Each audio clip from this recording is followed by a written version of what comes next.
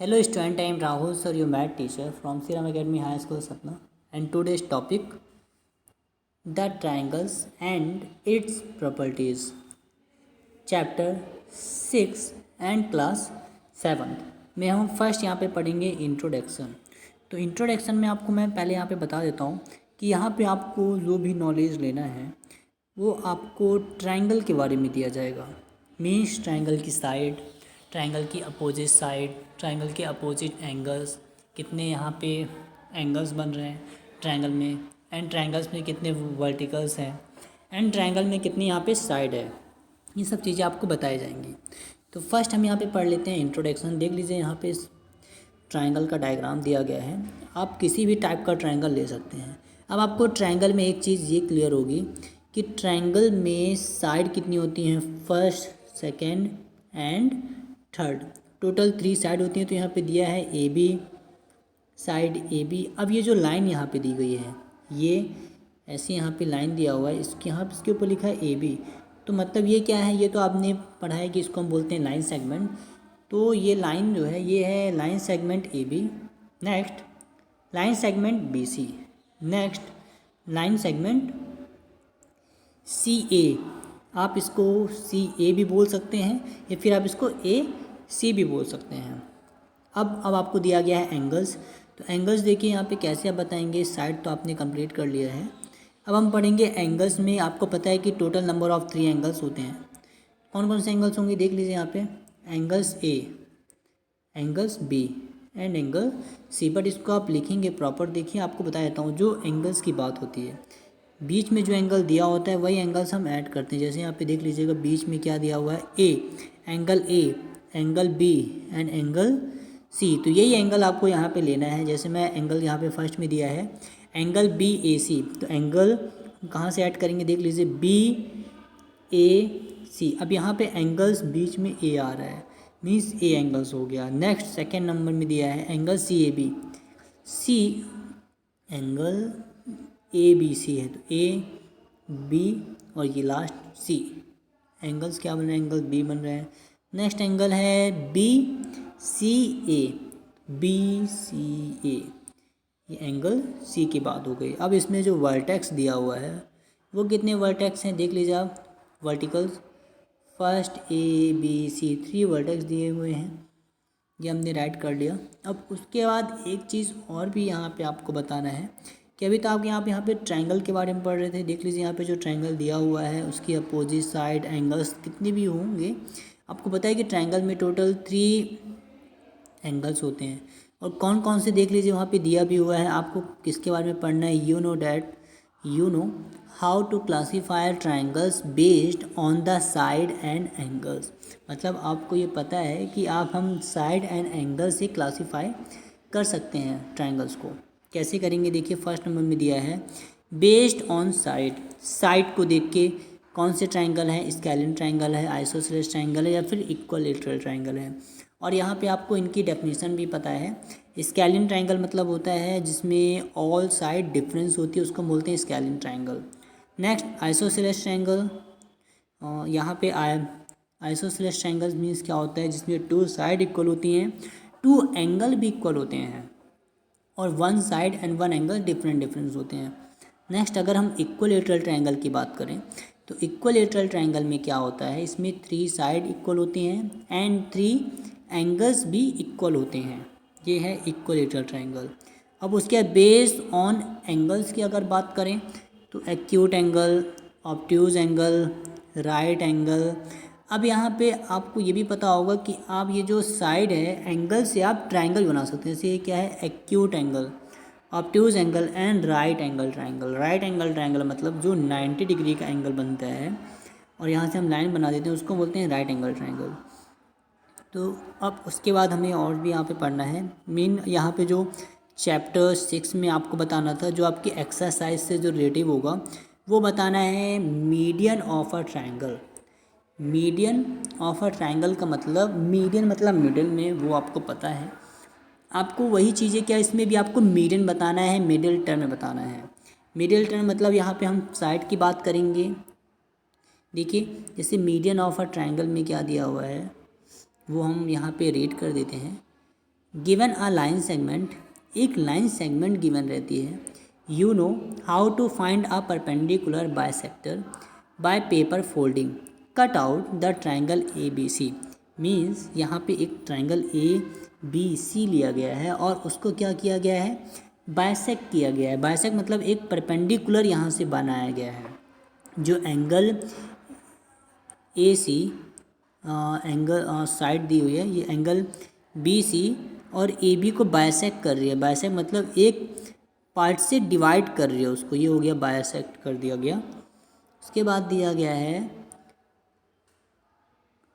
Consider any one of its side से B C. ये B C की जो लाइन है बाइसेक्ट करने पे दोनों इक्वल हो रही हैं। ये देखिए, ये दोनों बाइसेक्ट किया गया तो ये दोनों क्या हो गए, कब बाइसेक्ट हुआ, जब हमने यहाँ पे एक परपेंडिकुलर लाइन ड्रॉ कर दिया तो ये लाइन बाइसेक्ट हो गई और ये दोनों पार्ट इक्वल हो गए। मतलब B D equal D C, ये दोनों पार्ट इक्वल हो गए हैं। तो by paper folding locate the perpendicular bisector of B C. तो बी सी यहाँ पे क्या बन गया, एक परपेंडिकुलर है, उसको हम लोकेट कर सकते हैं किससे, परपेंडिकुलर से, और इसको हम बोल सकते हैं क्या, बी सी लाइन सेगमेंट।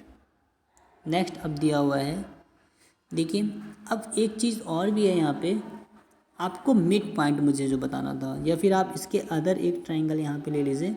ये देखिए यहाँ पे एक ट्रायंगल बना हुआ है, जब दोनों ये part B D and B C equal हैं तो यहाँ पे आपको पता भी है कि D mids point join A D, तो हमने ए डी को क्या किया, मिड पॉइंट से ज्वाइन कर दिया।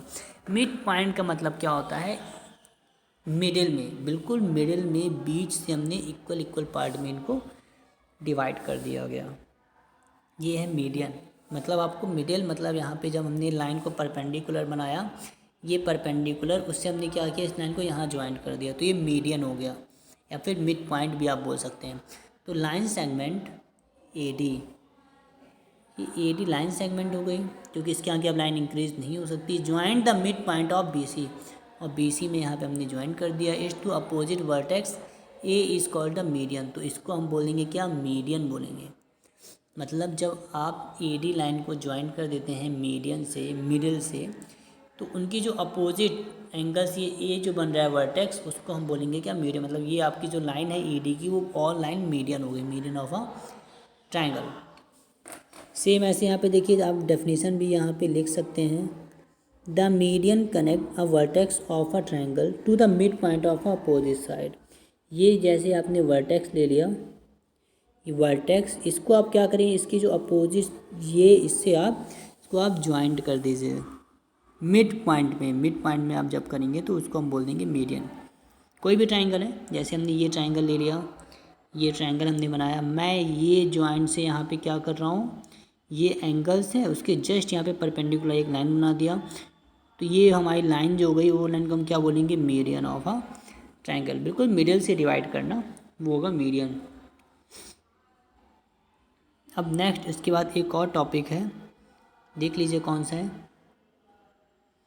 अब यहाँ पे जो क्वेश्चन भी यहाँ पे आपको दिए गए हैं डिस्कस करने के लिए, जैसे दिया है how many median can a triangle have, दिया है कि आप ट्रायंगल में कितने मीडियन बना सकते हैं। तो ये तो आपको पहले आपको चेक करना है डायग्राम में, क्योंकि अगर आपको डायरेक्ट आंसर बता दिया जाएगा तो आपको वो चीज़ें याद हो जाएंगी।